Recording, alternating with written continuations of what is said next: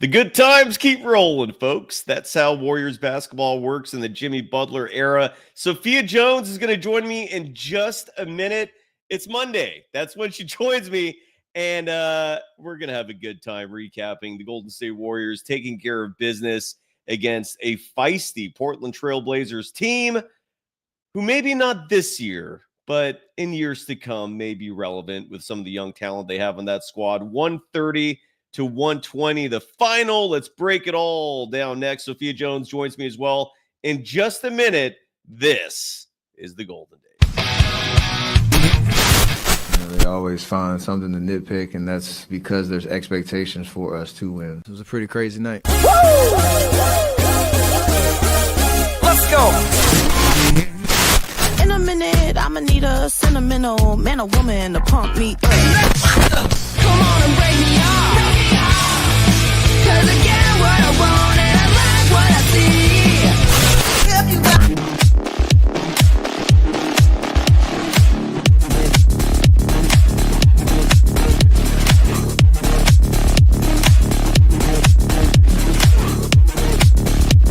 There's Sophia. Let's do this. Hello, Sophia Jones. Good to see you and good to see the entire audience joining us on a Monday night. I cannot believe it is another Monday. I have people in the chat bitching at me because I have bedhead. I don't care. That's by design. It's how we roll here. We're all about the content, not the vanity, not the fluff. Sophia, how are you doing before we break this down? Good. Happy Monday to you. Yeah, I'm doing great. Just excited at another quality Warriors win. That was quality. Absolutely. Steph Curry was trying to force some threes at the end there to hit the 4,000 mark. That was pretty obvious. And he'll most likely get to that illustrious moment Thursday night. The Golden State Warriors are going to have 2 nights off after tonight's victory over Portland. Yes, Tanisha Johnson, who I owe an email to. She does a phenomenal job with her YouTube shorts. She's going to be creating a merchandise store. There's a lot to come. We got some new sponsors coming. Sophia, you're going to be taken care of because they're going to be sponsoring V for Valkyrie and the Rick Barry Show. And speaking of sponsors, before we get into the nitty gritty, let's give some love to who's paying our bills. First up, excuse me, I had to clear the throat there, is Visit Humboldt. I brought this up with Sophia before. Sophia, I hope I don't embarrass you by putting you on the spot here for a second, but I know you're in a long-distance relationship. I bring that up because I feel like for anyone who's in a good romantic spot in life, or maybe if you're in a bad spot, you could rekindle the magic. But for those of you looking for a nice getaway, if you're part of a family, if you're just looking for something good to do and you live in the San Francisco Bay Area, or you live anywhere and you want to come here and check out California, Humboldt is where it's at. And more specifically, the website to get information on places to stay, things to do is visit Humboldt.com, my former stomping grounds. You don't have to listen to me if you're watching this on YouTube. Just take a look at this incredible clip of all the nature you get to enjoy, whether it's the Lost Coast, whether it's the national and state parks, the incredible food, the breweries. For you stoners out there, they've got the best kind you're going to find on the planet. The website, Visit Humboldt, has a detailed map of all the places you can go. There is so much to do. All you have to do is visit Humboldt.com. I apologize for all the redundancies there, but it's a good time. Go enjoy it. It's an outdoor paradise. The fresh air, the giant trees, the clean water. You get to get your hippie experience. Folks, there is nothing like it. Go check out Arcata. Go check out Eureka. Don't stay long in Eureka. Trust me on that. And go explore the nature. Go explore Shelter Cove. Go explore the Lost Coast. Go check out Humboldt, and more specifically, visit Humboldt.com. Today's episode also brought to you by Underdog Fantasy. I got my ass kicked tonight, Sophia, playing because as one of my many wagers this evening, I had an opportunity with a 7-player selection to win literally up to 1,000 times my entry. I put in $5. I had a chance to win thousands. But I had to have Draymond Green hit a triple-double. That was a stretch. Did Jimmy Butler get a triple-double, by the way? I think he did. He did, yes. Bravo to him. Yeah. So And I wagered on Gary Payton II not hitting a three at all. He has a career night scoring wise, adding 4 threes in the process. I thought Portland Trailblazers youngster Danny Avdia would have scored less than 15 and a half points. He ended up scoring 34. It happens, but I still had fun playing. You can too. Use the promo code GSW for a free pick and up to $1,000 in welcome bonus cash. It's fun. It's legal in California. Go check it out. Underdog Fantasy. And last but not least, Bet Online. The speaking of spreads and gambling, the Warriors are favored in this game tonight by 12. They come just short of covering. The bookies know what they're doing. The final score again was 130-120. So if you bet on Portland, you're a winner. If you bet on the Warriors, unfortunately, you lost by this much. But if you're a Warriors fan, who cares? It's all good. As long as you didn't bet the house. I hope you didn't do that. Gamble responsibly, folks, and have some fun. Bet online. The game starts here. And the action starts here with Sophia Jones and yours truly. You can follow Sophia on Twitter at Sophia Jones _2. You can follow me, Cyrus Saatsaz, on Threads and Instagram at Dog Wild. Over on Twitter at Surf Journalist. The program is on both platforms at Golden Days Pod. Sophia, again, fantastic to see you as always. We see you every Monday. Your immediate reaction to the Golden State Warriors having 4 players scoring 20 or more points tonight. This was Shaquille O'Neal likes to call the role players the quote-unquote others. And I feel like the others stepped up big tonight. Your reaction, great to see you. No, they definitely stepped up, and it's nice when the load doesn't have to solely be on Steph Curry's shoulders, and I felt like that was really on display tonight. But despite the large halftime lead that the Warriors had, Portland, they pushed back. So it was nice to see the Warriors not completely forego their lead, but instead just withstand the Portland run. Yeah, they did. And Portland was feisty. They were not going away.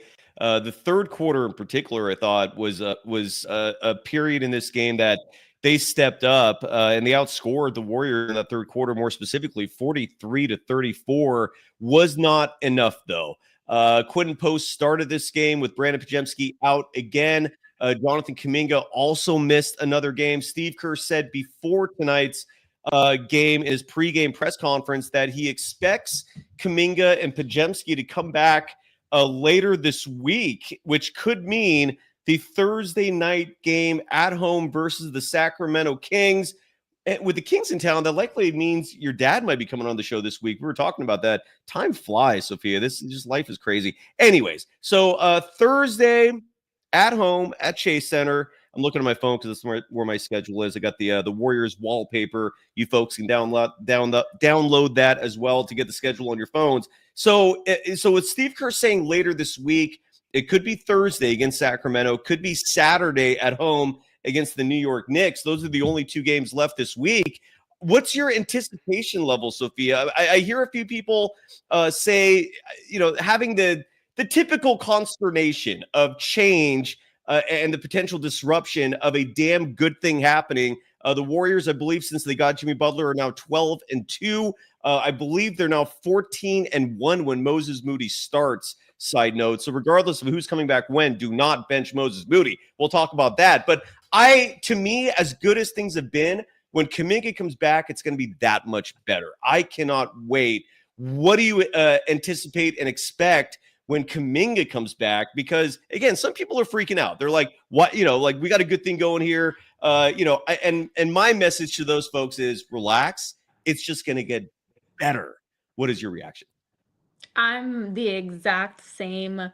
While Moses Moody has been doing great in the starting lineup, so I don't want to pull him right away to then replace him with Kuminga, since that was where he was in the rotation before he got injured. But Kuminga, he'll only make it better. And especially, I hate to say it, but it's naive to not anticipate that the roster will be entirely in one piece for the remainder of the season. So in like those moments where some players might go down, Kuminga will definitely have that opportunity to step up. But even regularly when the entire roster is healthy. I definitely think that he'll be a worthwhile contributor. And in the chat, Nathan J. Shaw Jr. Wrote that he believes Kuminga should come off the bench and bring him on slow. Great news for you and anyone else with those sentiments. That's the plan. Excuse me. Danny Emmerman was on the show, beat writer covering the Warriors, travels with the team, part of the Bay Area News Group, which includes the Mercury News and a lot of other news organizations here in the San Francisco Bay Area. And Emmerman reported on this program that Steve Kerr said that that's the plan when Kuminga comes back. He's not going to start. They're going to ease him in as expected. So good news, I think. It makes sense to do so. And one thing with the starting lineup before we get into the stats of tonight's game, and Ryan Leong, side note, is going to join us a little bit live from Chase Center. Megan Lee, our intern, is behind the scenes helping out for now. And again, if she ever decides she wants to be in front of the camera, Megan, we will bring you on. But I'm going to leave that up to you.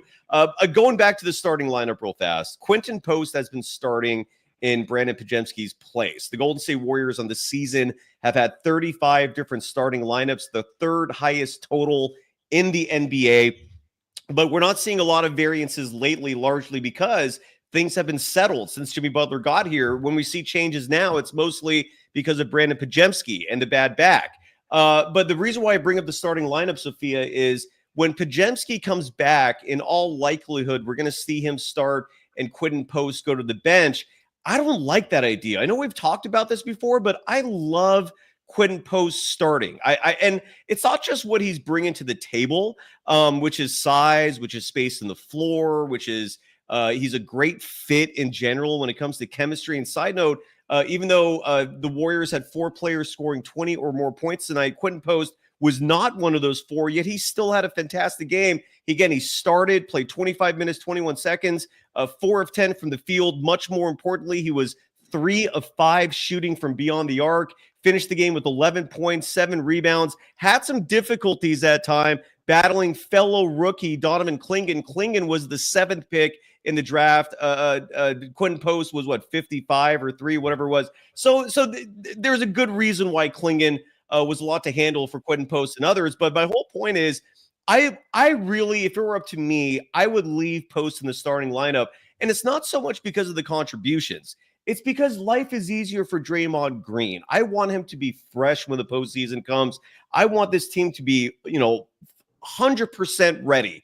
And if Draymond has an easier life, if there's less rigor on him physically, if he can breathe a sigh of relief defensively, having some reinforcement behind him in terms of size, that's what I'm all for. But that's just me. And what are your thoughts on Quentin Post and his role as a starter and the fact that he's likely going to have to relinquish that yet again when Brandon Pajemski comes back?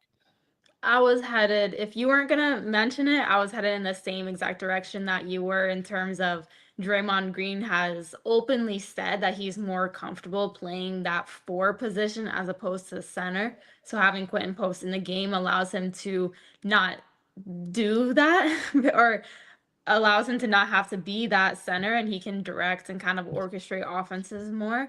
But I've really enjoyed seeing Quentin Post start to establish his interior presence as well. I feel like compared to where he began at the beginning of the season, he floated around the perimeter more, to now where he's starting to be more physical on defense. He's going after more of those rebounds. He's doing his back to the basket moves. So I feel like that will really help him and the Warriors in general.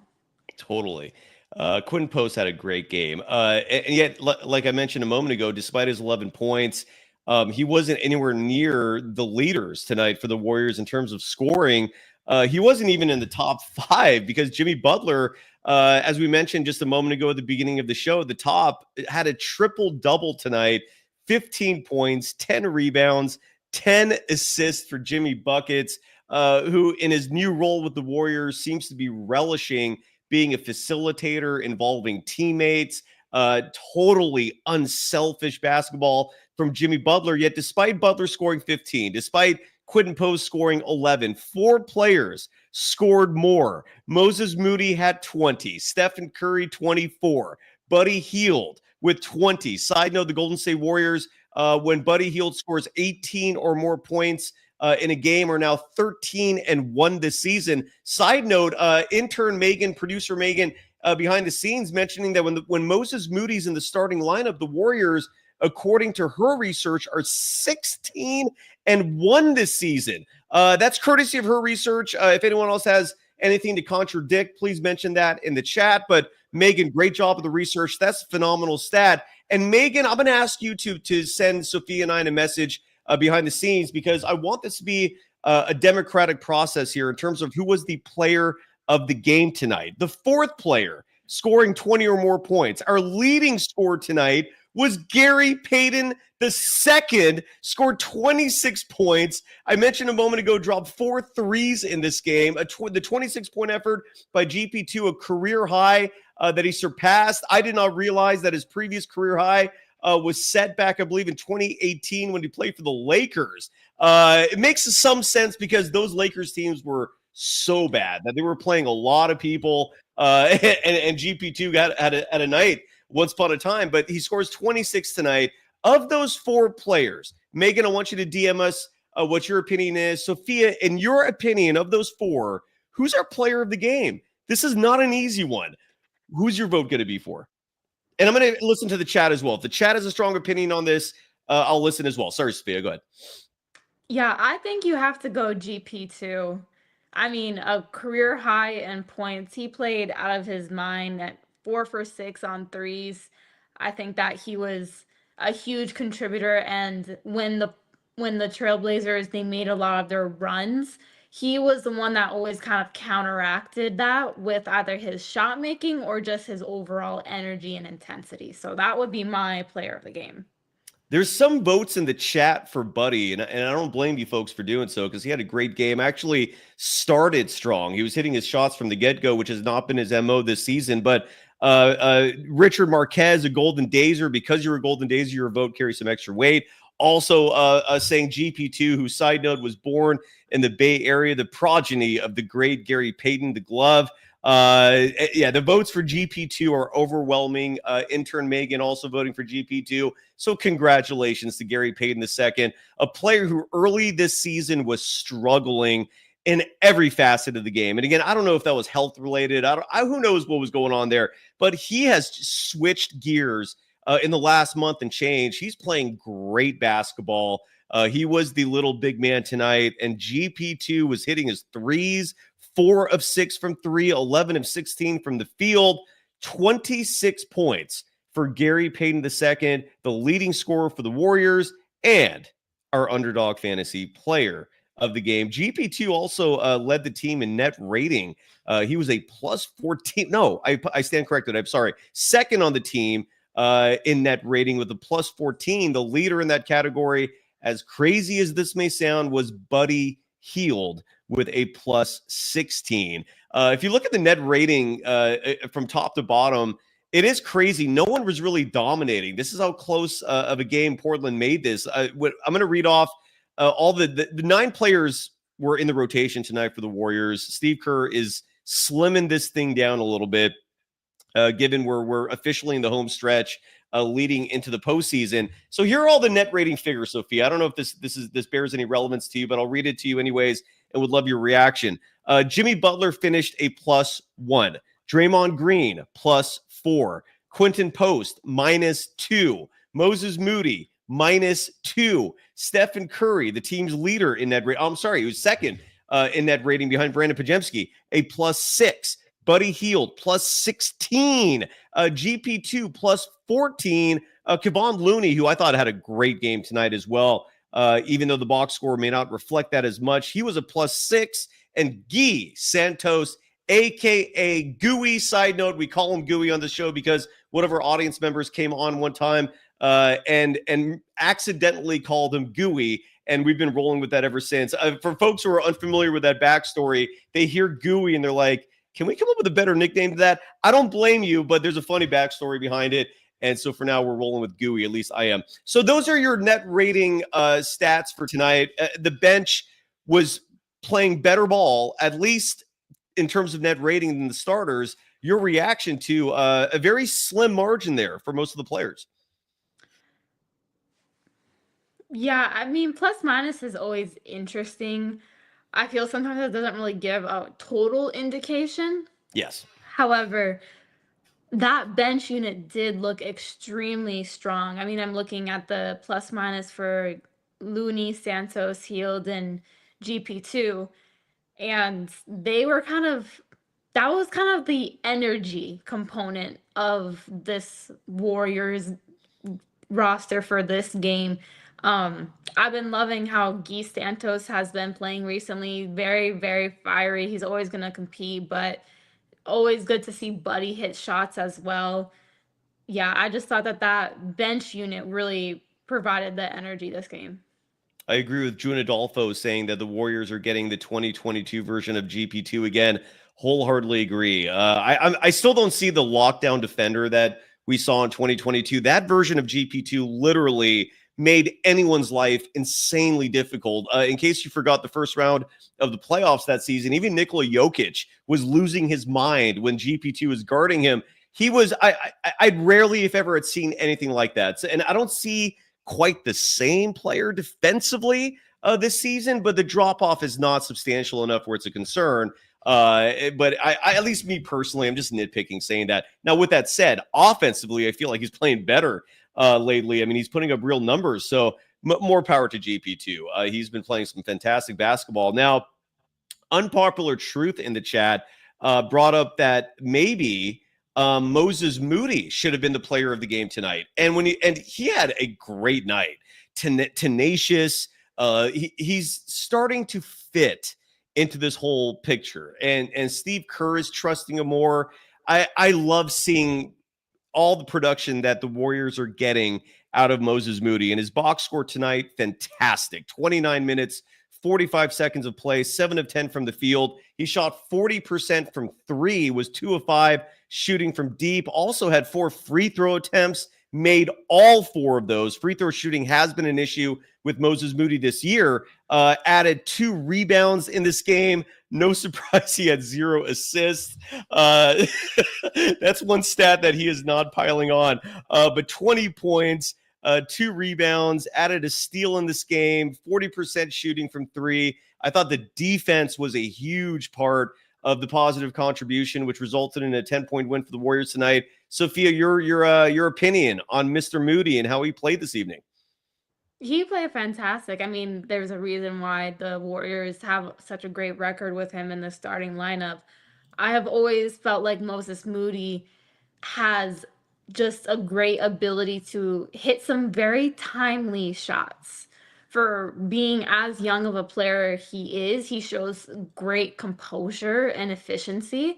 And I think that's exactly what we saw tonight. And he just, like you mentioned, is seeming like he's getting a lot more comfortable and confident in his shot and playmaking abilities. He does. He does. It's you're seeing a lot of players from that draft class, that 2021 draft class, which included Kuminga, Moody, Jalen Green, Cade Cunningham, Evan Mobley. You're seeing a lot of players from that draft class starting to find their game click this season. And Kuminga is another one where this has been by far his best season. Unfortunately, he's been down with the injury for as long as he has. But year 4 has been the magic time frame for a lot of these players from that draft class to finally see their games coming together. Alperen Şengün, another one. He was an all-star this season. That was a wild draft class, and props to Moses Moody for really stepping it up.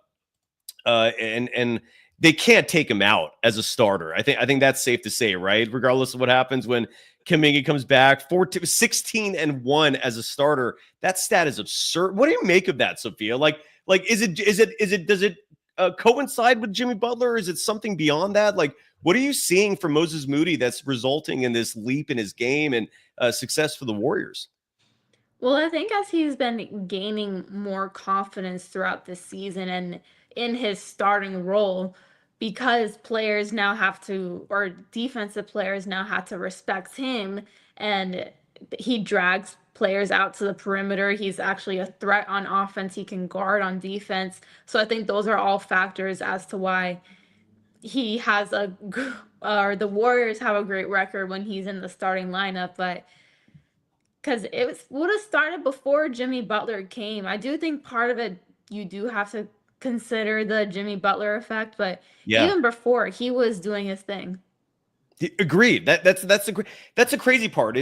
So the Warriors, I believe, are now 12-2 in the Jimmy Butler era. Don't quote me on that. I believe that stat is correct. It's definitely in that ballpark. But yeah, Moody started doing this just a couple games before Jimmy Butler's arrival. I feel like Stephen Curry started elevating his game as well, even before Jimmy came. It's almost like they knew this was going to happen, and some sort of switch got flipped. Stephen Curry tonight, 24 points, made 5 threes. He needed 7 to hit the 4,000 mark, a massive milestone. I don't feel like the hype is generated enough. Our intern, Megan, was first actually turning me onto it last week. Back a week or so ago, the last time Megan was producing, they were in that 20, he was in that 20-something range for the number needed to hit 4,000. And for whatever reason, I don't know if it's LeBron hitting 50,000 total points. I don't know if 4,000 doesn't have the same luster, but I'm not seeing it get the attention I feel it deserves. Maybe I'm wrong in thinking it deserves a massive hype situation. What are your thoughts on that, Sophia? Is it getting the right attention it deserves? Do you feel like there's something else stealing the luster maybe? What are your thoughts on Steph and 4,000, which he's probably going to hit Thursday at home against the Kings? Yeah, I mean, you're not alone. I do recall, I think it was Charles Barkley a little bit ago just commenting about the coverage that ESPN sometimes presents talking about the NBA. Um, but I, how do I say? Take your time. I haven't seen too much coverage. However, I don't really just have, I'm not on like social media just all the time looking at sports and NBA or watching sport NBA coverage on the TV. So that could also be a reason why I haven't seen it. But you're right. Just in general, with the amount of Steph Curry content that algorithms seem to put on my timelines, I would expect there to be a little bit more of a big deal. Agreed. I'm on social media a lot, and I'm basing my opinion partly on that. 4,000 is remarkable. I mean, the whole world stopped, again, metaphorically speaking, related to the NBA when Stephen Curry broke the all-time mark, when he passed Ray Allen, and he was at around 3,000 at that point. He's approaching 4,000. That it's crazy. He might, I mean, I don't know if he will, but he might hit 5,000 someday. It's insane. And I'm with you in that it deserves more conversation, but that's just me. By the way, Sam Gordon of the San Francisco Chronicle, he's long overdue for a return visit on this show as a guest, and we'll make that happen soon. I've been talking to him. It's just the timing thing.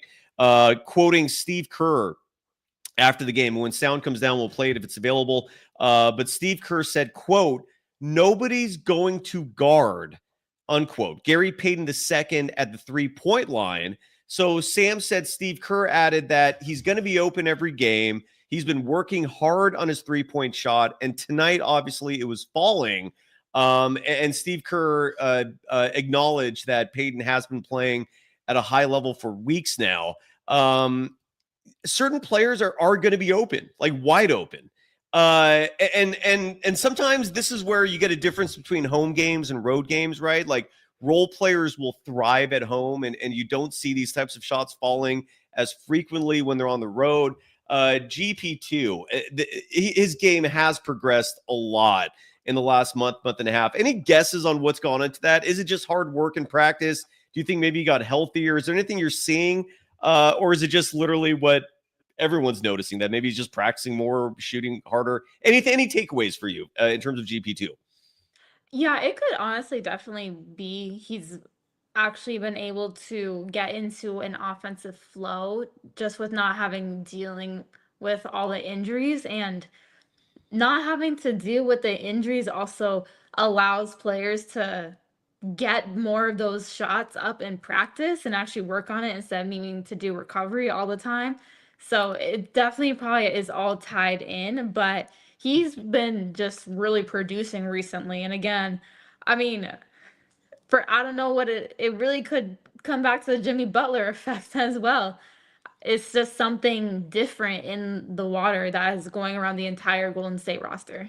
It is crazy. It's absolutely insane. And God damn, times are good. Joshua Dave Labrador in the chat, all caps, writing that he's from the Philippines and the nation there is a basketball country. That's I've heard that. Makes sense. So here in the Philippines, according to Joshua Dave Labrador, most basketball fans there are either Warriors or Lakers fans, and they're always fighting whenever they face each other. He just wanted us to know that. Thank you. My follow-up question, if you don't mind answering this, Joshua, are these fights literal? Like, are they physical fights? Are we talking like just, sports talk where you're just talking smack? Please provide some details because the way you wrote that, I'm picturing like old school. What's that movie with the Jets where 1 minute they're singing, the next minute they got knives out and they're stabbing each other, and it's like the Greasers and Steven Spielberg made a remake of it. What's that movie called?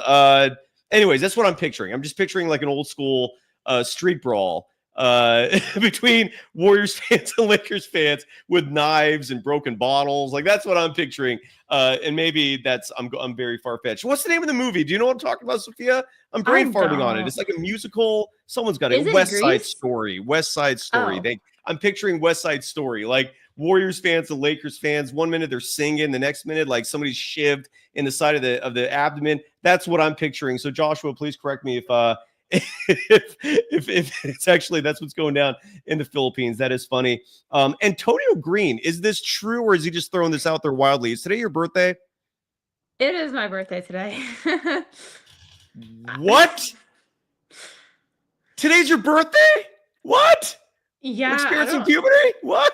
Wait, happy birthday. Thank you.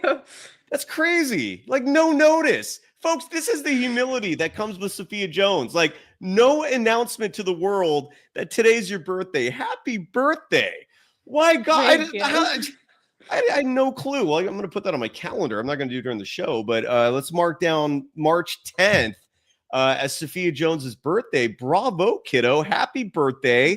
I don't know. How did Antonio Green know this? Do you know this person? Is this someone you're familiar with, or like how did they know? It's on social media. Oh, that's probably the reason why. Okay. But yeah. I'm a Well, Pisces. Say again? I'm a Pisces. All right. I had no idea. But happy birthday, Sophia. I follow you on social media, though. I didn't see, unless does Twitter do like the weird balloons thing? So if people come to your profile, like balloons drop on this day? Like, did you announce it on Facebook? I missed that somehow, Instagram. Sophia, and I feel bad. No, it's okay. I don't like making a big deal of my birthday anyway. I was trying to keep it on the low, down low. Oh, bravo. Well, that's not going to happen next year, Sophia. Happy birthday. That is, what are you doing for your birthday? Anything fun?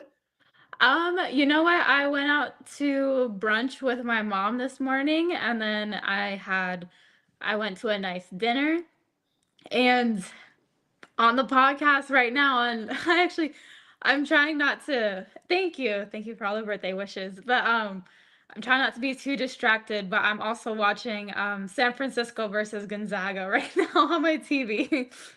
Oh, is it the men's team or women's team? What's going on? The men's. Okay, gotcha. So do you cover both? Yes. More so women's, but men's a little bit. So what's going on right now that that you're available? Like if they're playing, like I thought you did all the. So I only do home games for the men's team. Ah, gotcha. Okay, so they're on the road right now. Okay, so that's why we're lucky enough to have you grace us.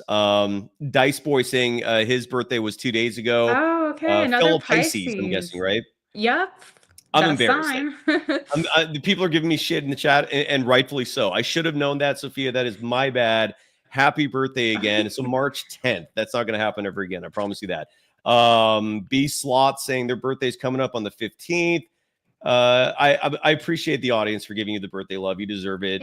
Well deserved. Bravo. So, well, I'm glad your mom's in town. So you're having fun. You're celebrating. That's good. Well deserved.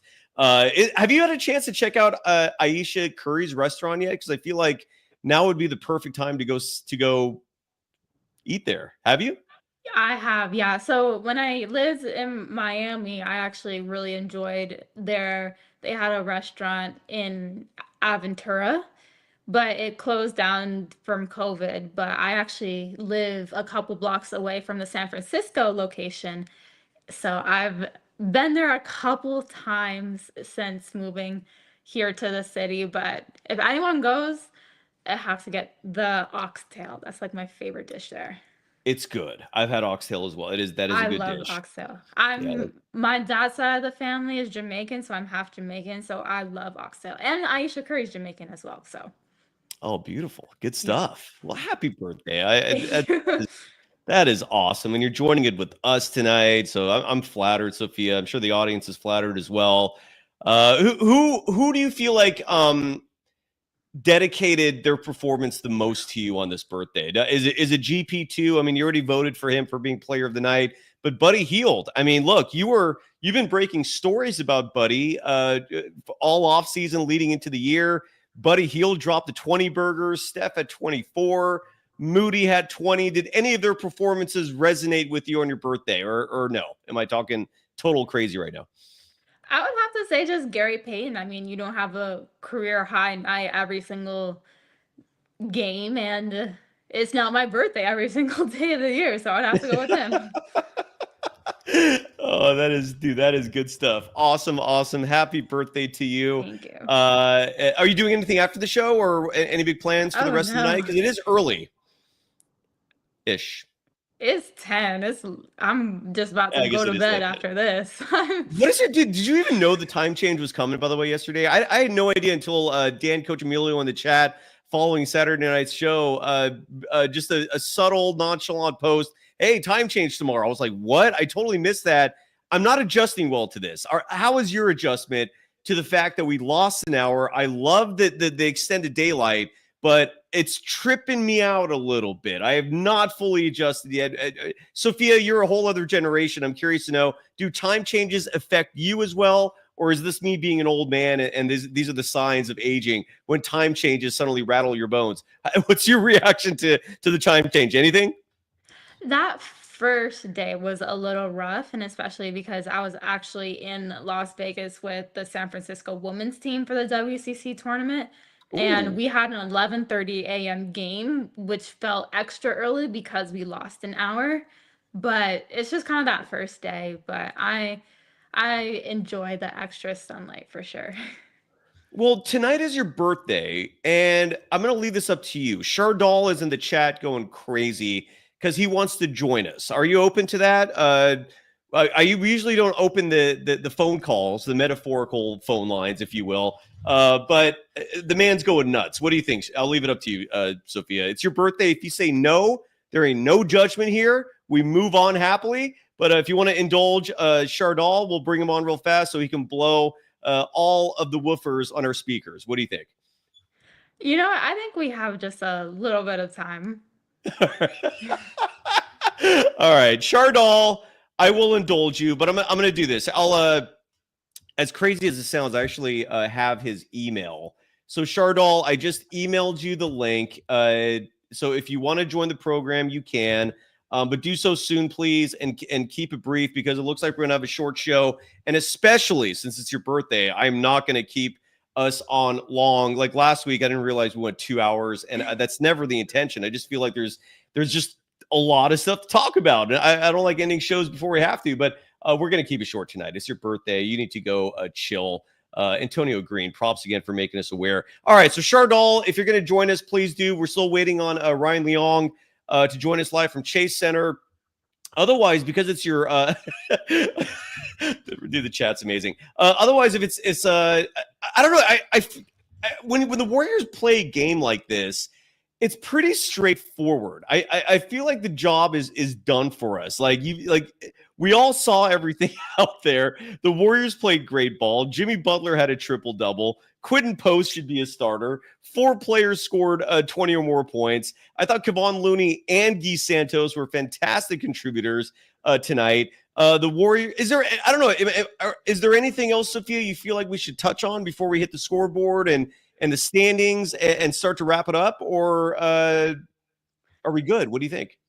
Yeah, this was like you've said, it was just a very straightforward game. It was, I mean, yeah, we kind of just said what needed to be said. I think the last thing that I guess just stuck out to me was that the Warriors they had 35 assists tonight, which love seeing those above 30 assist nights for the Warriors. It's very reminiscent of the golden days of the dynasty.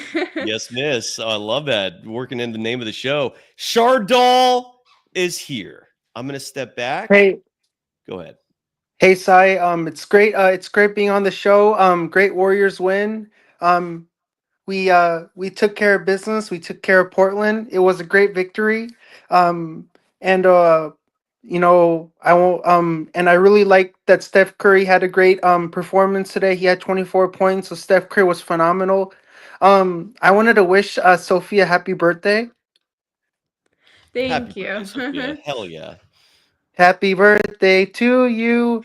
Happy birthday to you. Happy birthday, dear Sophia. Happy birthday to you. You. Yay. Someone predicted that, by the way. I want to see if I can find that. Someone predicted, Shardoll, that you were going to sing happy birthday. I can't find it. Regardless, good job. So, Shardoll, I love how respectful you are. Bravo to you for being a gentleman. Your energy level is a bit below what I expected, though, man. The Warriors just won yet again. I believe they've won 9 of their last 10. I expected some more energy from you, Shardoll. What's going on with you? Why am I not getting A-level Shardoll? Steph Curry didn't go off for like 60 points or 62 points or something. Of course, and he didn't hit 4,000, right? I mean, I almost forgot about So that that's as why well. I'm a little bit bummed out. That's why I'm bummed out. I'm not that energetic. If Steph Curry would hit like 13, 14 threes and put up like 65 points or some crazy performance like that, I would be like so excited. The Warriors have won 11 of 12, 13 of 14.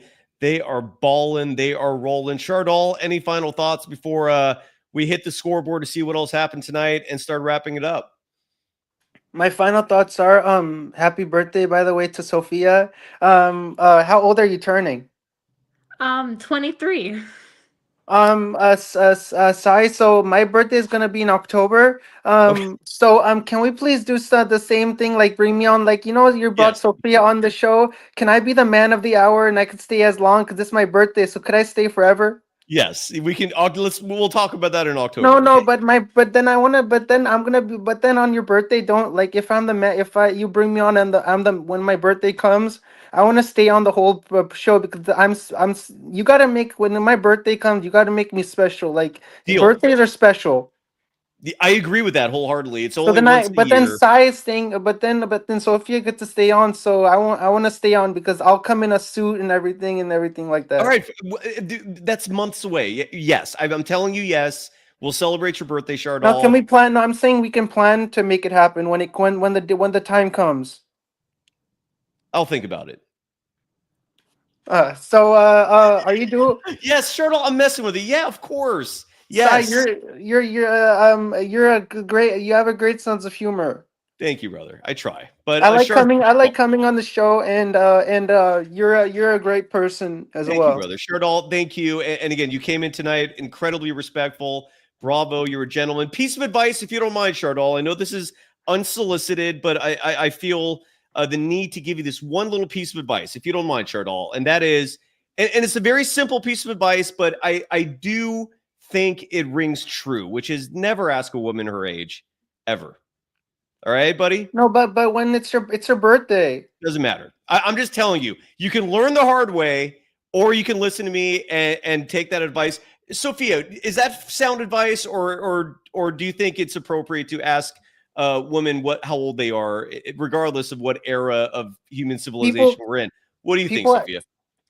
Yeah, I would say I don't care, but like people as a ask me general my rule, you usually don't want to ask that. people ask me my age, and I don't have a problem with with telling people my age. I don't have a I know problem. that, but I'm 28. I don't have a problem with you asking me what my age is. I know, but Shardoll, just because you I, feel that way, it I doesn't don't. mean other people feel that way. I'm just again, you don't have to listen to me. I'm just trying to help you out, buddy. That's it. But people I'm always going to ask, shut up now. but on birthdays, people always ask like, "How old are you turning?" And I don't have a problem answering that question. It's not I know uncomfortable you for me don't. to answer it. I know you don't. Shardoll, have a great night, okay, brother? Thanks for coming on. Hey, Sophia, I just want to say you always come on the show and you look so nice when you come on the show. I'm gushing. Thank you. I'm gushing over you looking at your beauty. All right, Shardoll, we're done. Okay, Shardoll, thank you so much. He was awesome. I feel like that was a good point to wrap it up with Shardoll. Let's play some music here. Sophia, you all right? You good? Yeah. Okay. And Shardoll, thank you so much, brother. Sorry to cut you off there a little short. So now we will go to the scoreboard here on a Monday, March 10th, better known as Sophia Jones's birthday. There were a lot of games on the docket, Sophia. Let's start with a team you're very familiar with because your dad is the play-by-play voice. Was he calling the game tonight between the Knicks and the Kings? No, he wasn't at this one.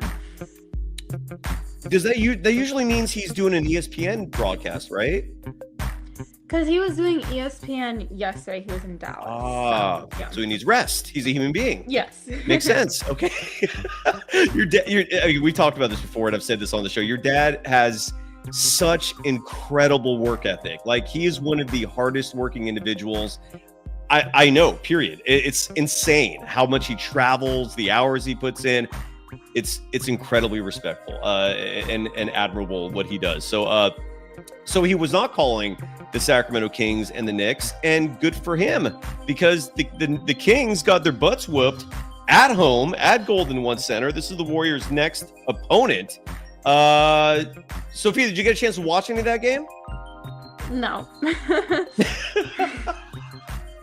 What are your thoughts on the Kings? Like where are the Kings from your perspective, Sophia?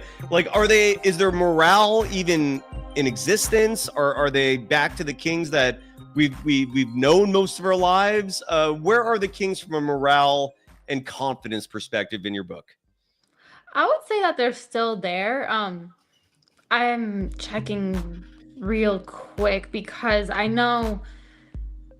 Okay, so Domantas Sabonis, he's been out these last couple of games. This has kind of been like a big, I mean, obviously he's one of their most central players, but the Kings have an ability to play great and out of their minds, but then turn around and sometimes have a little bit of a dud game like this last one was.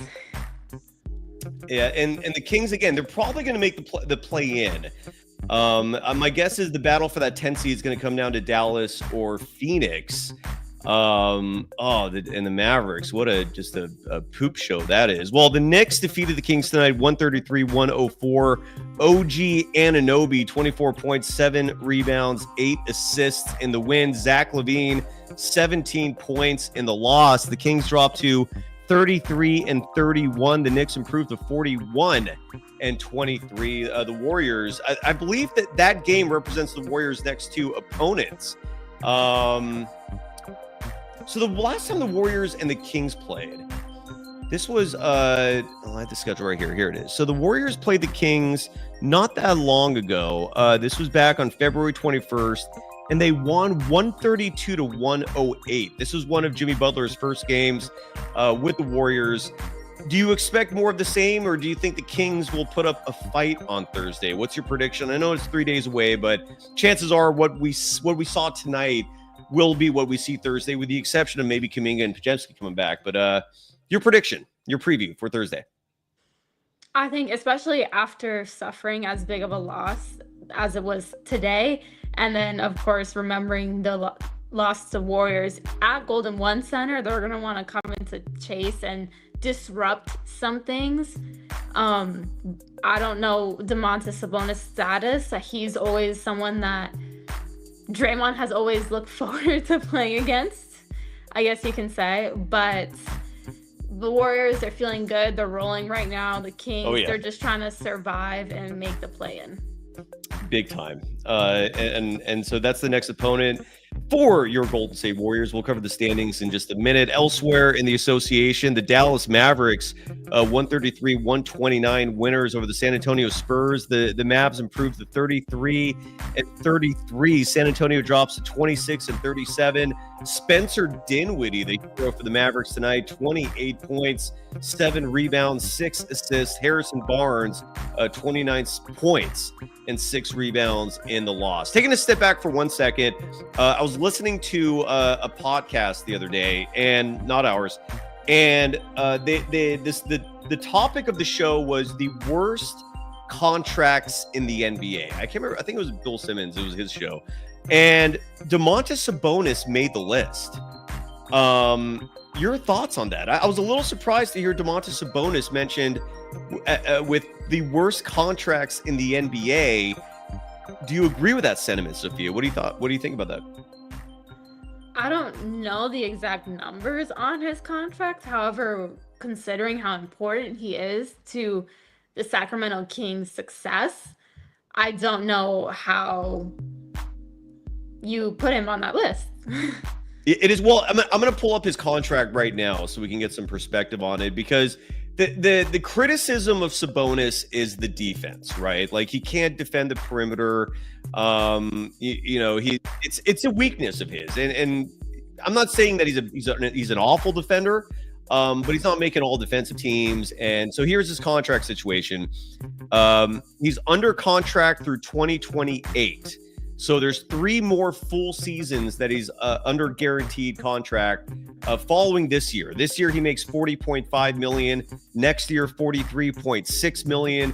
In 2026-27, he's making $46.7 million. And then in the final year of his contract, when he'll be 31 years of age, he's going to make $49.9 million. So we'll just round up and say 50. Those are his next 3+ years. Any change in opinion? I actually think that's not as high as I thought it was going to be. I don't know. What do you think? Yeah, I still don't understand why he is on that list. Yeah, I thought it was a little much. It surprised me as well. So going back to the scoreboard here, Sophia, I want to let you go fast. It is your birthday. Now that I know that, I want to race. This was an interesting one, and I want to not only read the score, but ask you a question immediately after, because it has to do with scheduling back-to-backs. The Denver Nuggets, in the second of a back-to-back with the OKC Thunder, got revenge for the loss yesterday. And this is an incredible back-to-back. Both games were played in OKC. Again, the Thunder won last night. Denver won tonight, 140-127, the final. Nikola Jokic, with 2 banged-up elbows. He was listed, I believe, as questionable to play in the injury report.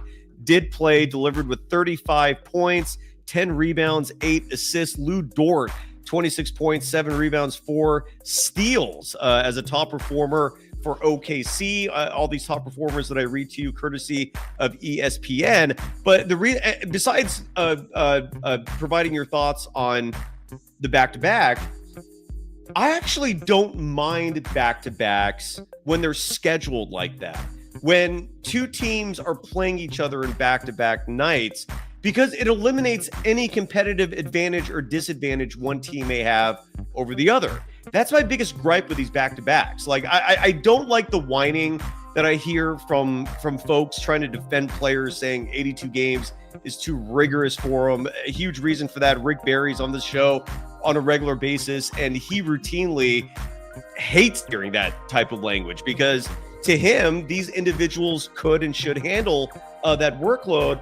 My gripe has always been like the lack of consistency with these back-to-backs, meaning the Warriors might play the second of a back-to-back. In that same game, their opponent probably did not have to deal with a back-to-back. So the Warriors in that hypothetical situation are at a competitive disadvantage. When you have the 2 teams playing each other like that, and I first started noticing this scheduling discrepancy back in the COVID year. They started doing this to squeeze more games in, to reduce travel.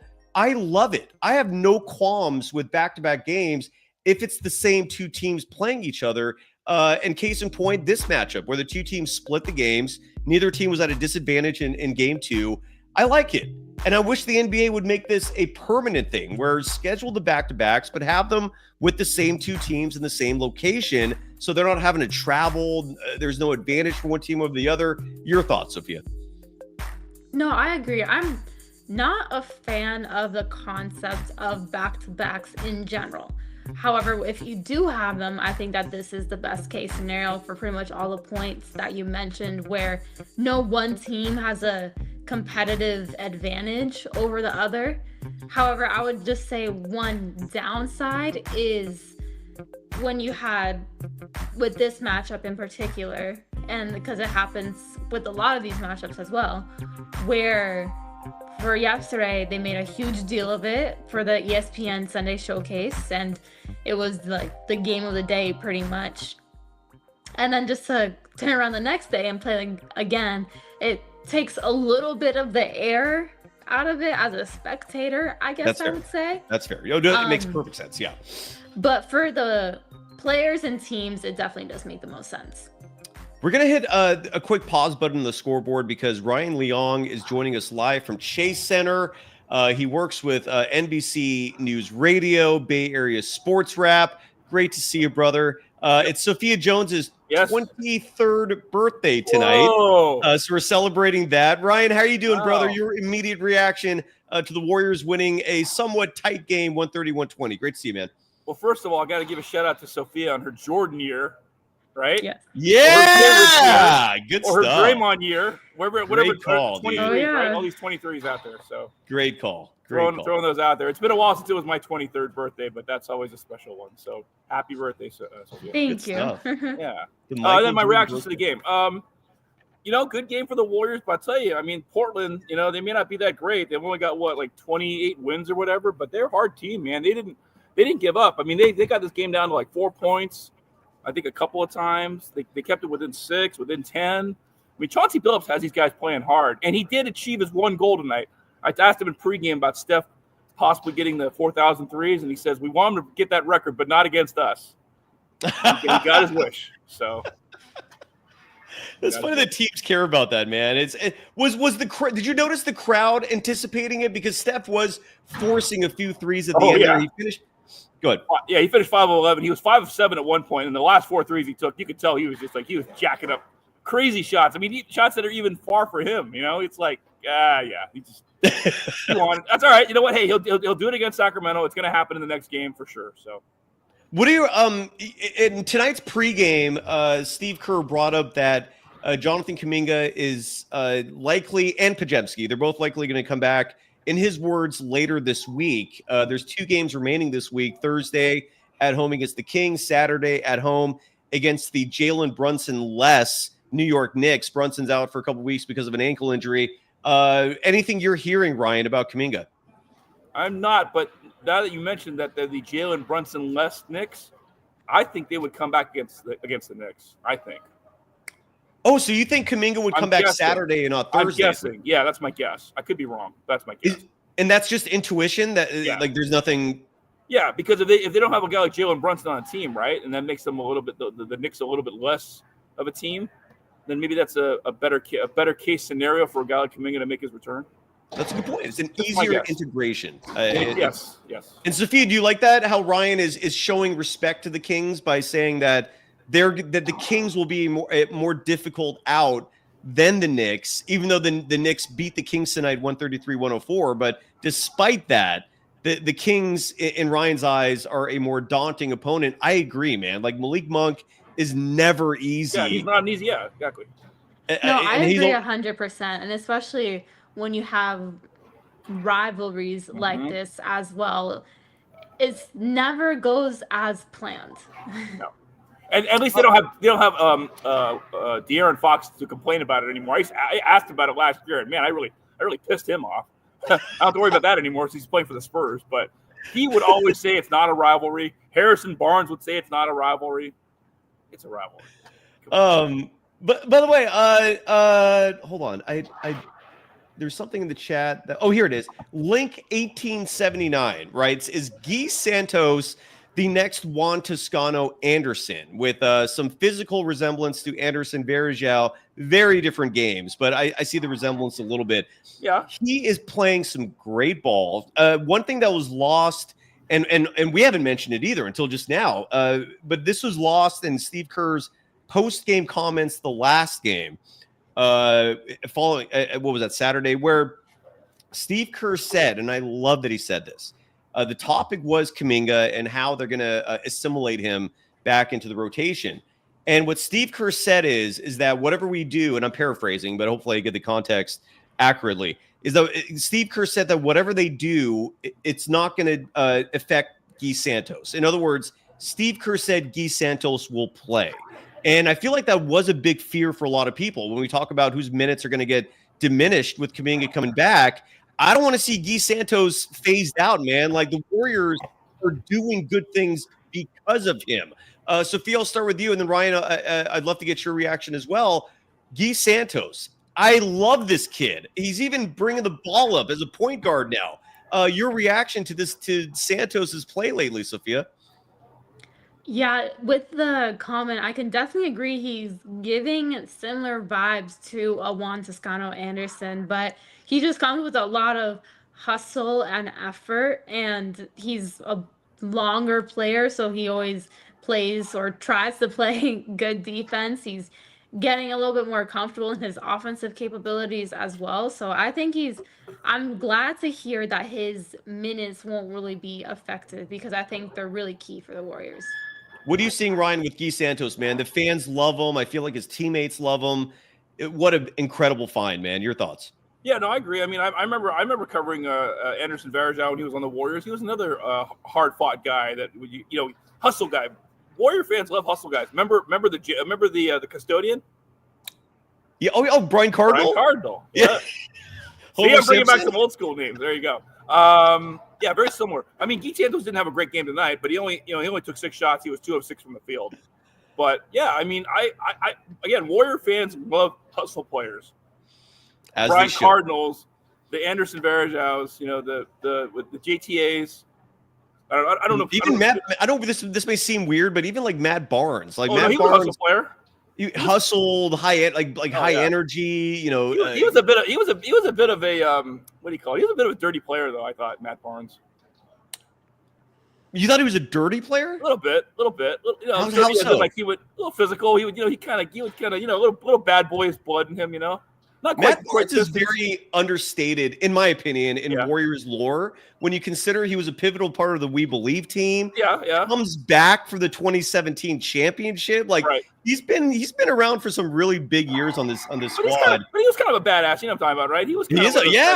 I'm trying to get him on the show as a guest on the show soon. Hopefully it'll happen. All right. I love him, dude. I know he's done some stuff off court that makes some people, a little weary, but I love him, dude. I think Matt Barnes is fantastic. Yeah, but you're right, though. He was definitely a fan favorite because he's another one of those hustle players again. Barbosa, I see. Yeah, but Barbosa was a different kind of hustle player, and he would just inspire people by saying we're going to be championship, right? I mean, he just said that over and over again, and people just loved him just for the fact that he said that. Yeah, and he's always been like a cheerleading type, so he's a different kind of player, though. You know what I mean? I would definitely put him as a hustle player too, but in a different category. All right, Ryan, do you mind joining us for the scoreboard? Because we're in the middle of it and we're starting to wrap it up. Are you cool with that? Yeah. Let's do it. All right, so let's go back to the scoreboard. We're almost there, and then we're going to read off the standings. I haven't looked at the standings since this game ended, so this has become my favorite part of the show, just to see where the Warriors are. Real quick before I resume the scores, and Sophia, I'm so sorry. I'm wrapping it up, I promise. I made this argument Saturday night after the Warriors won a hard-fought victory over a very good Detroit Pistons team, who I'm very grateful is not on the Western Conference, because that team's going to be good for years to come. But I said this on Saturday, and because now that we're seeing how the postseason is going to likely shake out, you see where the Warriors currently are. I think it is a night and day difference between the Warriors fighting to get the 5 seed, maybe even the 4 seed, versus the 6 seed, for the simple reason that if you finish 4 or 5, you're likely going to play Memphis or Houston in the first round, as opposed to playing the Nuggets or the Lakers. And then you get out of the first round, and now you have OKC in the second round, a team you've already beaten 2 of 3 times. The one time you lost, You actually had that game under control and barely lost at the very end. Steph did not play in that game. The Warriors feel comfortable playing the OKC Thunder. And if you finish as a 4 or 5 seed, you get them in the second round, and then you could save Denver or the Lakers, who I think are the most imposing, most formidable opposition that the Warriors are going to have to deal with this postseason. You save that for the end. You let those teams duke it out in the conference semis, so you get the bloodied, wary version. That is what I'm seeing here, and I think getting 4 or 5 is way bigger than finishing as the 6th seed. Sophia, I'll start with you. What are your thoughts on playoff positioning? No, I agree. I think with that 4 or 5, like you mentioned, it would either be Memphis or Houston, which I don't think either of those teams really scared the Warriors too much. But Denver and Los Angeles or the Lakers, they are always problems. And to face them later down in the road will definitely be helpful. Ryan, your thoughts? Well, no question. I mean, why wouldn't you want to be the higher seed, especially in the case where, like Sophia mentioned, I mean, the Warriors could definitely handle, I think, the Grizzlies and Rockets better than they can handle the Lakers, or, you know, I guess if they were to go any further down, like face the Nuggets or something like that. I think they would definitely, the Grizzlies or Rockets would definitely be better opponents for them, I think. Better matchup. Sean McCray in the chat wants to know your thoughts, Sophia, on the Warriors rotations with both Podziemski and Jonathan Kuminga set to come back this week, this according to Steve Kerr. Your thoughts, Sophia, on the assimilation of one and both those players? Yeah, in this recent stretch, I feel like Podziemski has been playing great. So, and just knowing Steve Kerr and how much he likes Podziemski, I don't really see any changes to kind of his rotation and minutes once he returns to play. But for Kuminga, I mean, Steve Kerr, he kept him on the bench for the longest, and with Moses Moody playing so well in that starting lineup now, I'll be surprised to see Kuminga just automatically jump back in there, unless if he really plays tremendously coming off of the bench. But Kuminga will definitely be one of those first players off, or off the bench. Any follow-up to that, Ryan? No, I think Sophia summed up pretty well. I mean, again, the Warriors will be a stronger team if they get both these guys back. I mean, Podziemski's really come on of late, especially since they got Butler in the big trade. So, and Kuminga, we don't know yet. I mean, he would just be a brand new addition, if you will, to this team. But I think certainly they're definitely going to be stronger with him than without him. We haven't played any sound here on the show yet, and we have a couple of sound bites that have come down. If you folks don't mind us playing this real quickly here. The two players who we'll hear sound from are Jimmy Butler and Buddy Hield. Butler with his first triple-double as a member of the Warriors. Just, again, it's night and day. It is insane. Ryan, everyone I've spoken to who covers the Warriors on a consistent basis, they can't shut up about how different the energy is now since Jimmy Butler got there. Like someone behind the scenes told me that this setting behind the scenes, like the mood of whether it's media, employees, it was depressing. People were literally down. And the jolt of energy that Jimmy Butler has brought, I don't know if words can describe it. Ryan, you're there every home game. Put in your words the best you can. What a difference Jimmy Butler has made since coming to the Warriors. Well, I would say it was very similar to when they got Kevin Durant. I mean, I was here for those years when they had KD, and as good as that Warriors team was, it's funny. I think I stand correct on my thinking here. When they won 73 games, that was before they had KD. They lost the finals to Cleveland, and I said to then KCBS sports director Steve Bitker that nobody's going to care or remember the 73-win team if they don't win at all. He argued with me and said, no, it's going to be a great accomplishment. I said, sorry, Steve. People remember champions. They don't remember anything else, okay? And it's like the Seattle Mariners. They won 116 games. Anybody talk about the 2001 Seattle Mariners? Nobody. Nobody. No. To me, the comparison, that's a good one. But I think that the 2007 Patriots was the best metaphor. Oh, yeah. Yeah, they're one win away from going perfect. I mean, they're the closest thing ever to beating the Miami Dolphins record. Yeah. Sophia, do you follow the NFL much at all? No. Okay, so this Patriots team, was on the verge of going perfect. And at the time, they had added one more game to the schedule, so they would have been 19-0 and finished with a perfect record, and they lost the Super Bowl to the Giants. So by losing the Super Bowl, that ended their chance of a perfect season. And again, nobody talks about them because why? They didn't win it all. And by the way, Chris Mullen in the chat, just real fast. I don't like lies being disseminated anywhere. So I appreciate no fault. So it's being spread. And that includes Chris Mullen saying that I didn't want Jimmy Butler.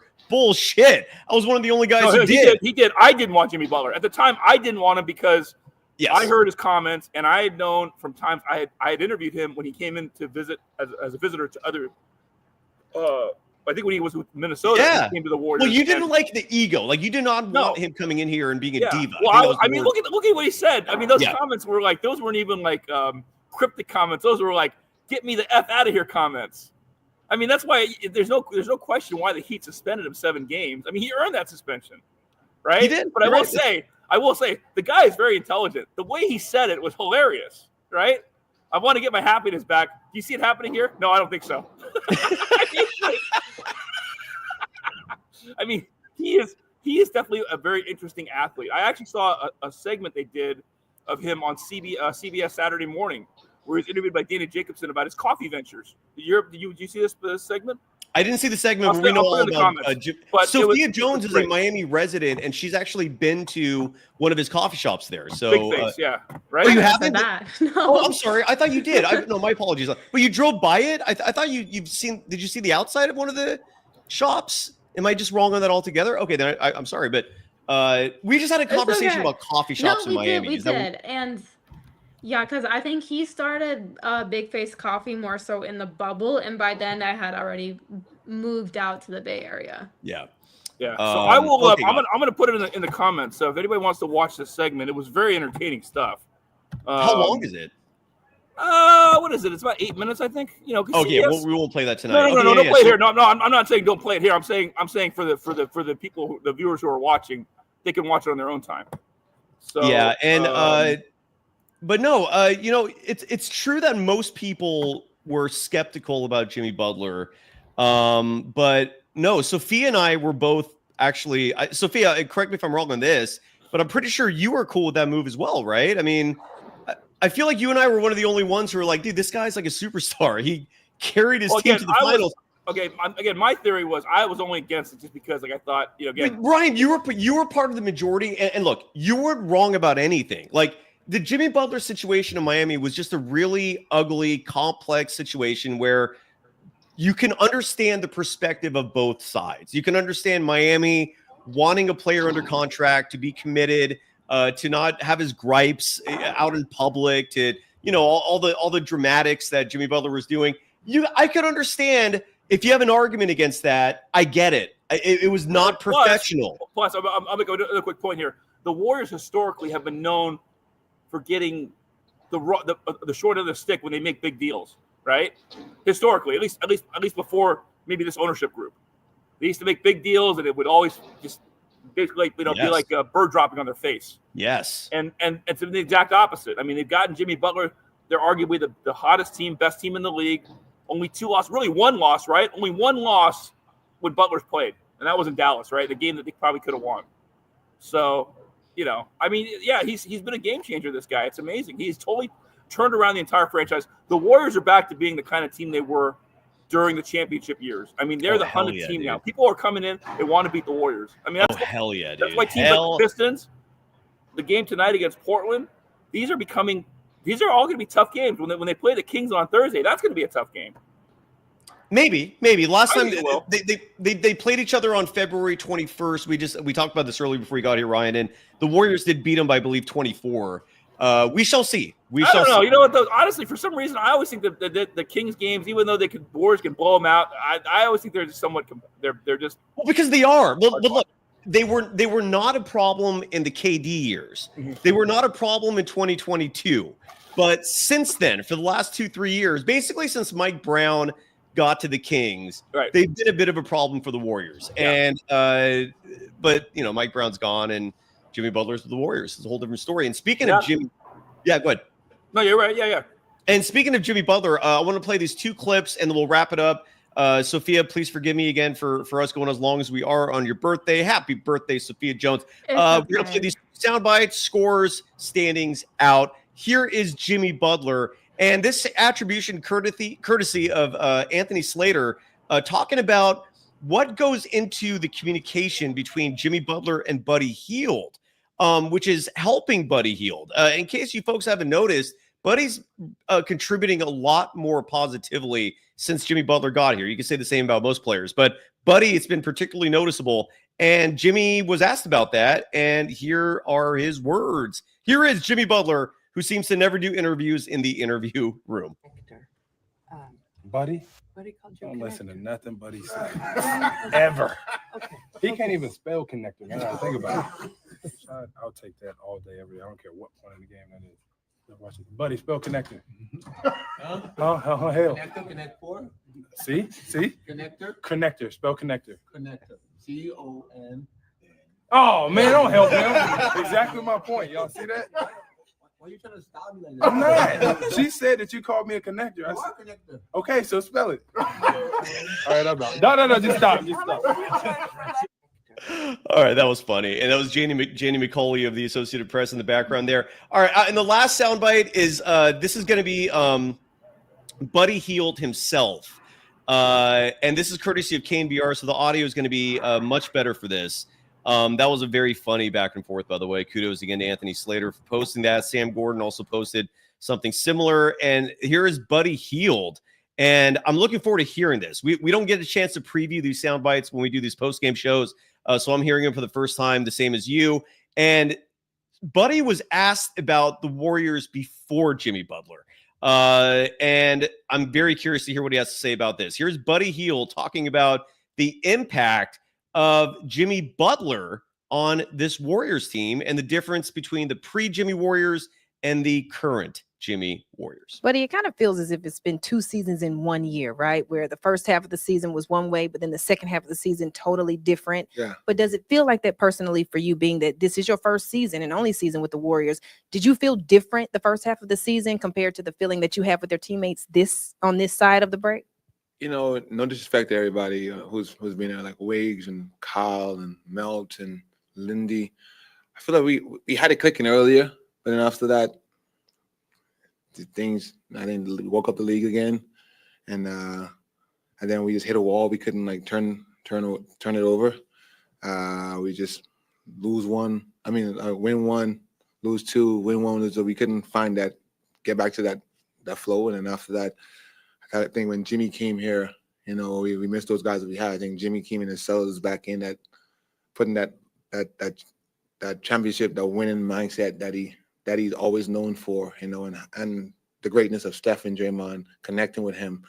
I think he just settles us down, and he's closed a lot of games for us, and you see why he's here. Like, he brings a new spark on both ends. He connects both ends well, and playing with a guy like Draymond and Steph, you know, they know how to defer, and then when Steph knows how to take over, he takes over. And Jimmy's a guy that he would take over, but he's a pass-first guy, and he made the right read, and he lets everybody be themselves. And when it's time to get the ball, enough times he tell me, give me the ball.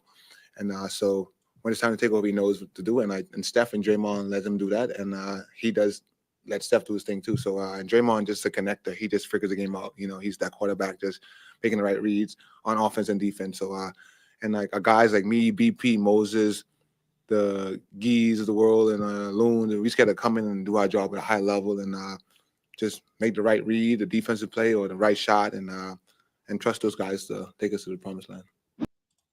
He talks very fast. With that said, I loved what he was saying there. I particularly loved the end of it, where he espoused a recognition of the fact that him, Pajemski, Gee, they're role players on this team, that they have a very specific role. I love hearing the acknowledgement. I love the self-awareness. Stephen Curry has acknowledged Buddy Hield as being the most positive player in the locker room. He loves the energy from Buddy. Sophia, your reaction to Buddy's comments? Oh, sorry, you're muted. That was my fault. Okay, you're good now. You're good. You're good. That was me. Sorry. Go I ahead. didn't even notice. No, I did it too. Sorry, that was my fault. Go ahead. Yeah, no, just with it's nice to see Buddy, like you mentioned, just acknowledging the fact that these players have roles and they have to play into them. Just having that written out, or not written out, but just having that set for players that aren't the superstars like the Steph Curry or the Draymond, where they can kind of do what they want for the most part. But it's for those role players that you need to play into your role and exceed it if you can, but exceed it still within the threshold of what you've been like allowed to do, if that makes sense. It sounds kind of bad, but essentially, yeah. And so it was just definitely refreshing to hear Buddy kind of elaborate on all of that and say how things have been different since Jimmy has gotten there. Buddy was 6 of 9 shooting from deep tonight, 7 of 10 from the field total, 20 points, a team leading plus 16 in net rating. He had 7 assists tonight. I'm going to guess that's a career high for him as a member of the Warriors. Don't quote me on that. That's a guess, but that was impressive. The scoreboard, I'm not going to go through every score because I'm looking at it right now. Most of these games are irrelevant, and it is your birthday. So let's just go through the ones that matter. Which was, and I know Ryan wants to leave too. He had a long day as well. So the important scores, the Lakers without LeBron James, who is going to miss reportedly a week, 2 weeks, an undetermined specific amount of time due to a groin injury.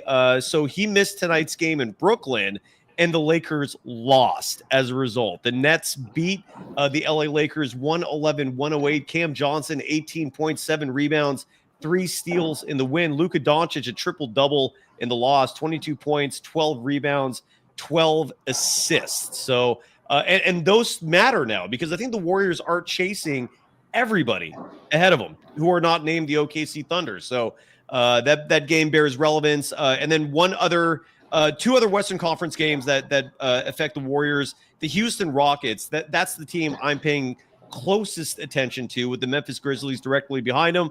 And those are the two teams that we're going to briefly cover here. Houston winning tonight at home over the Orlando Magic, 97-84 to improve to 40-25. And then the Memphis Grizzlies won a very tough one and tight one over the Phoenix Suns at home, 120-118. Ja Morant, 29 points, 12 steals in the win. Kevin Durant, 35 points in the loss, which leads to the standings. And let me share my screen for everyone to see here so we can all commiserate together in terms of where the Warriors are in the playoff picture. And right now, the Warriors are still the 6th seed. They have a half-game lead over Minnesota, 3 games behind Houston, 4 games behind both the Memphis Grizzlies and the LA Lakers. So LeBron James and that groin injury is very relevant and very important because the Warriors are in play with 17 games remaining to catch up to both the Grizzlies and the Lakers. Sophia, we'll start with you. What do you predict the final result being for the Warriors in terms of the standings? Do you think they can catch? Do you think they can go up to 2? What is their ceiling? I guess that's what I'm curious to know from you, Sophia. Like, where do you think is the best possible finish for the Warriors this season? I think 4 is honestly the most reasonable. I don't know how likely it is that they would catch the Lakers in the 3 spot. Even though, like you mentioned, with LeBron James being out 1 to 2 weeks, I honestly wouldn't be surprised. I know Luka's been dealing with injuries himself. I wouldn't be surprised if in these games that LeBron's out, he doesn't try to take some rest as well to be ready for the playoffs, which that could potentially shake some things up. But I think landing in the 4 seed would be extremely good position for the Warriors. Hell yeah. By the way, I don't know if I said Luka Doncic had 12 steals. I misspoke if I said that. I apologize. He had 22 points, 12 rebounds, 12 assists, just in case I misspoke. Ryan, what is your guess for the ceiling of where the Warriors could end up, man? Like, what's the best case scenario you could see them reaching? Well, I'll say it's potentially possible they could finish third. So I'll say that's a possibility. But erring on the side of realism here, I think 4 or 5.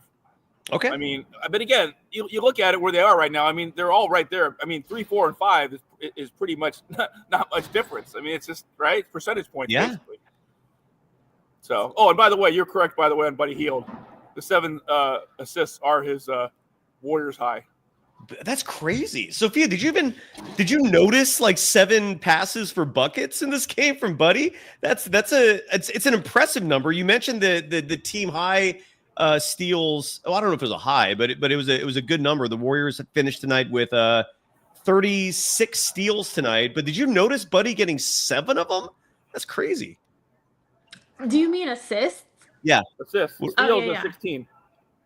Yeah, no, that honestly, and that's I think what you want in terms of just any single statistic where you don't even notice that it's happening because everything is just happening within the flow of the game. Yeah. But do I keep maybe we're going long. I don't know if I keep fumbling my words and saying steal. Yeah, you do. You keep calling assist steals. I don't know why I'm doing that. That would be really impressive if a team had 36 steals. You know what was impressive though? Yeah. Speaking of steals, because it got me looking at the box score. The Warriors had 16 steals tonight. That sounds insanely high. Like Jimmy Butler had 3, Draymond had 4, Quentin Post and Moses Moody each had 1, Steph had 2, Buddy Hield had 2, GP2 had 1, Kevon Looney had 2. All right, so you're right about one thing. Sorry, not to interrupt, but yeah, you're right. 16 steals ties their season high. Oh, okay. Well, there you go. Yeah, and so that's the Warriors for you. Sorry for the faux pas there, the slip ups verbally. But I guess that's it. Sophia Jones, happy birthday to you! Bravo, congratulations. Any more celebrations coming up, or is all the fun behind you? Oh, it's behind. Yeah. I love it. Ryan Leong, people can follow you on Twitter at Ryan Leong. It's super easy. Any final thoughts from you as we wrap it up? Just that I'm again, another big win for the Warriors. As I mentioned to you, I just let the audience know I won't be here on Thursday because my cousin's visiting from Montreal. So I'm going to take her to see the Sharks, and we'll see another Celebrini. We'll see Macklin Celebrini against Connor Bedard. Anybody who follows hockey, the top 2 number 1 draft picks, even though I know both teams suck, that's going to be kind of cool to watch. So Agreed. I won't be here Thursday, but I will be back on Saturday, post-game after the next game. And like I said, when the offseason comes, Ryan, we'll have you on the show regularly just because you know what's funny, Ryan? It's not funny. I think it's cool, and I think you'll find this. I think you'll like hearing this. When Ryan, on the nights when you're not here, people ask about you. So congrats thank you. On the impact that you have made on this show, because people do notice like for example, when the Warriors are on the road, like the chat's like, "Where's Ryan? Where's Ryan?" So you're making an imprint, my friend. Congratulations. And Sophia, people obviously love you. Any final thoughts, Sophia, on your birthday night show? Happy birthday again. Any final thoughts, reactions, whatever you want to say? Yeah, just thank you to everyone in the comments, especially for all the birthday wishes. I've seen people say that I look tired and that I'm ready to get to sleep, which you're a little right, but not too much on me. I spent these last couple of days in Vegas with San Francisco women's basketball, and because Vegas just messes with my sinuses all the time, like my allergies are just on 10, so I'm dumb drowsy right now. So yeah, I just want to set that record straight. Thanks everyone for their wishes. So the Vegas, the whatever the opposite of humidity is, like the dryness affects you? Smoke. It's the smoke. Yeah, I have to pop like a ton of Benadryls every single night. Ooh. I like Strictly Christo in the chat saying what happens in Vegas stays in Vegas, including the pollen. Not herpes though. Not herpes. Maybe they have a travel version of the Sophia. You need like a humidor or something, Yeah. Or some kind of a neti pot or something to get humidity. Yeah, I have it's called a Navage. I don't know if you've seen the commercials for it, but it's kind of weird. But it's like a sinus rinse, and I actually need to do it. Yeah. But Yeah, I gotta start traveling with my diffuser at this point. Yeah, just take it with you. I mean, I speak from experience. I have a nasal spray I'm supposed to take too. That I just get lazy and don't do it. So anyway. I love it. How is USF doing, by the way? I mean, where are they in terms of March? Because March Madness, I believe, is here. Yeah, you know what? Our women's team, we lost on a buzzer beater against Oregon State. Oof, rough. Yeah. So I'm not sure what the status is of us potentially making the NIT. I have to check to see what the men's team is doing right now, but they're definitely going to make the NIT. Okay. Maybe, I think if they beat Gonzaga, and then depending how far they go in the tournament, they could be an at-large bid for the NCAA. Your alma mater is San Jose State, where you were formerly a point guard. Ryan Leong, what is your alma mater? Gators, SF State. SF State. All right. I like it. Okay. So, yeah. So, and I don't think they have much of an athletic program, but No. USF Dons. And actually, I think they're just going to cut their baseball program, as a matter of fact. Yeah, this is rough times in a lot of places. Yep, sure well, hopefully not rough when it comes to the Gold State Warriors. Another win tonight. They are balling. They're now 9 games above 500, 37 and 28 is the record. They're in pursuit of who knows what the final playoff seeding will be. But Sophia Jones, happy birthday. You killed it tonight, as you always do. Folks can follow you on Twitter at Sophia Jones _2. You can follow Ryan Leong on Twitter at Ryan Leong. You can follow me on Twitter at Surf Journalist. I think that's it. Are we done? Are we good? Yep. Good night. Bye-bye. Oh, wait. No. Hold on. Okay, bye.